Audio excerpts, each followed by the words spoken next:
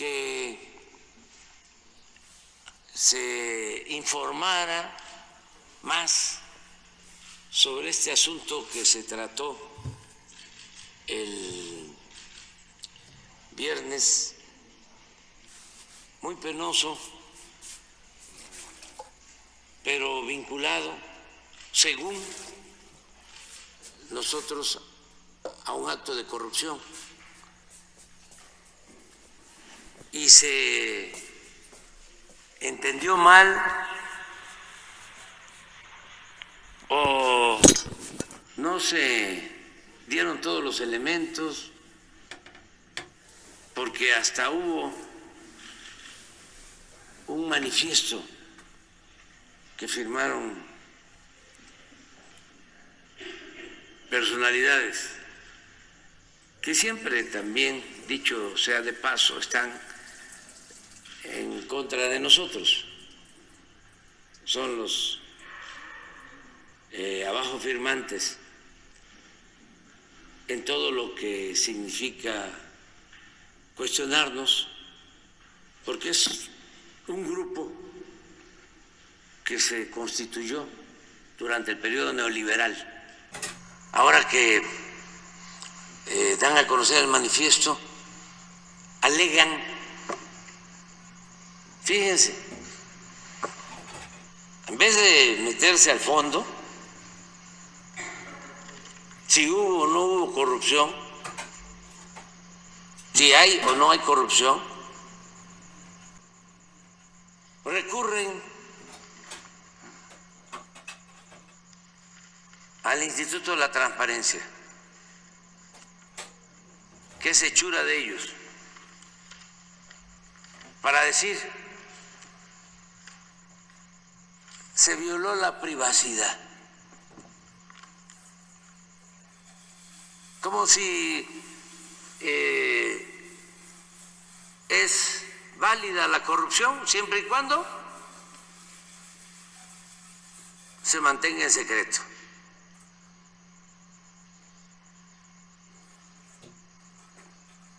Hay que tener cuidado, porque si se da a conocer,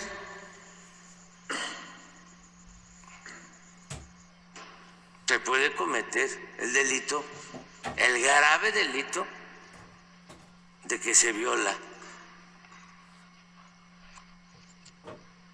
la privacidad. Imagínense cuánto hubiese yo cobrado por daños causados a mi persona, por calumnias. Y aquí de lo que se trata es de un asunto público,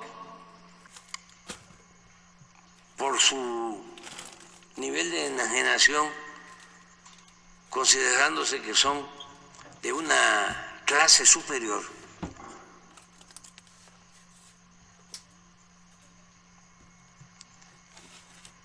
Les resulta normal que ellos sí puedan robar y puedan mentir, y que al mismo tiempo se puedan convertir en jueces.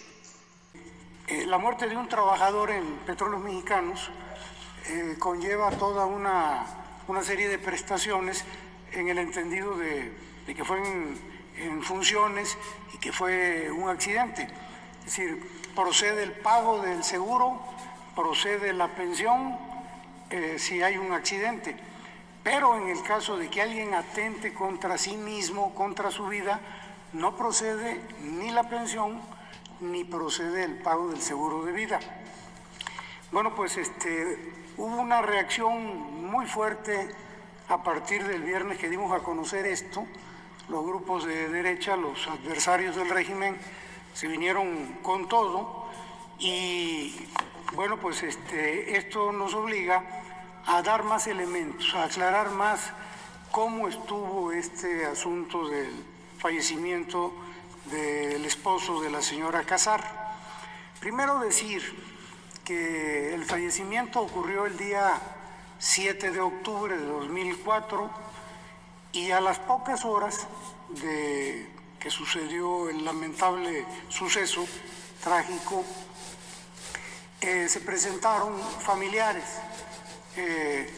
dos cuñados del señor Márquez Padilla, quien falleció, y su hermano.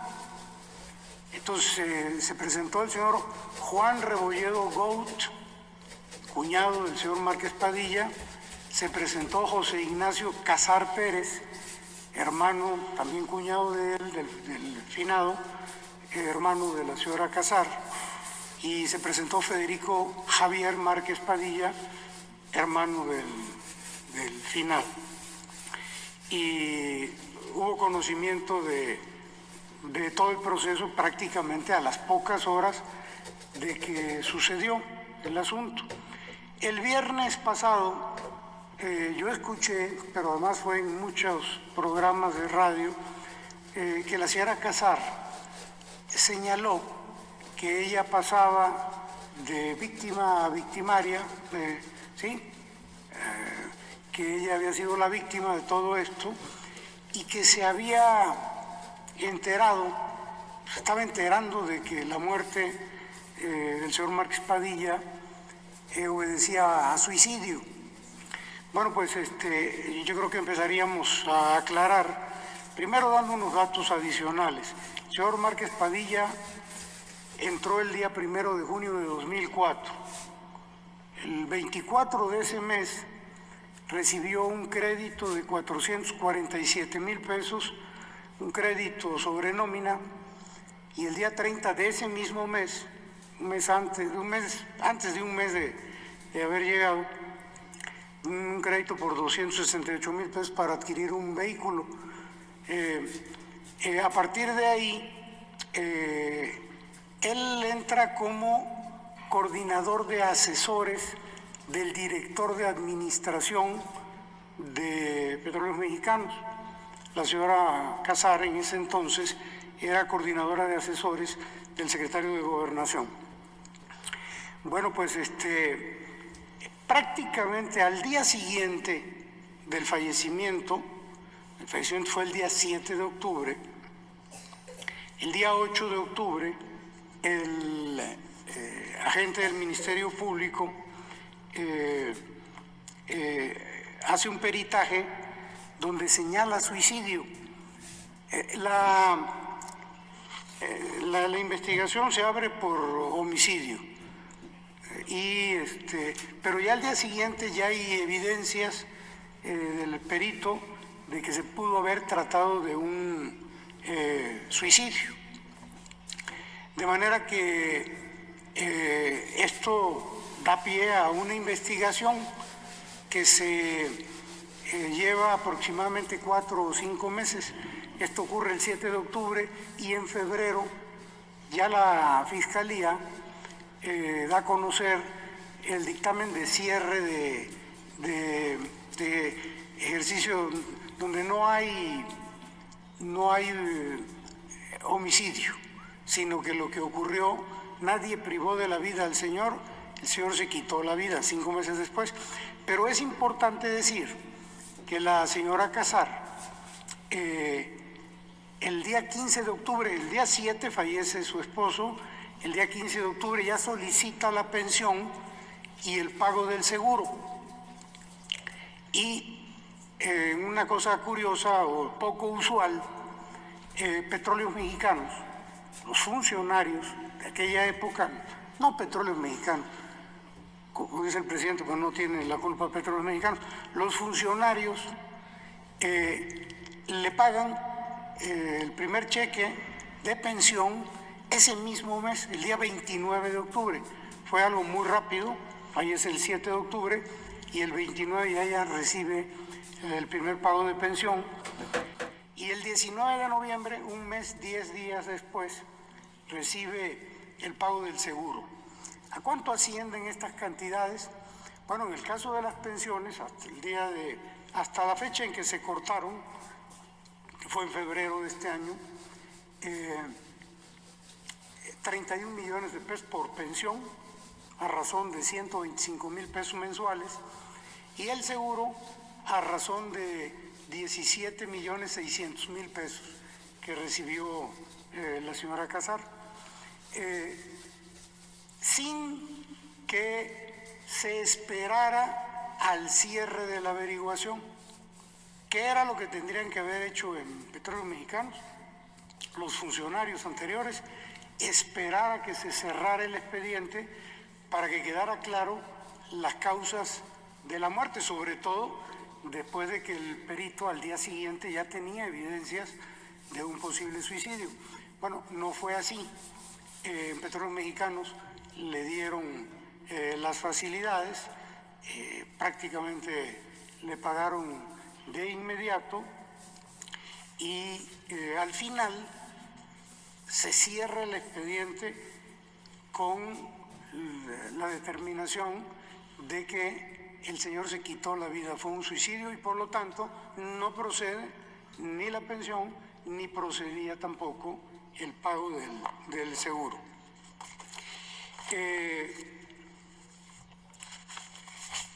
El otro dato que es importante señalar aquí es de que en esta andanada que se dio de parte de los grupos adversarios de este régimen conservadores, fue de que se habían violado los derechos de la familia porque se habían dado a conocer.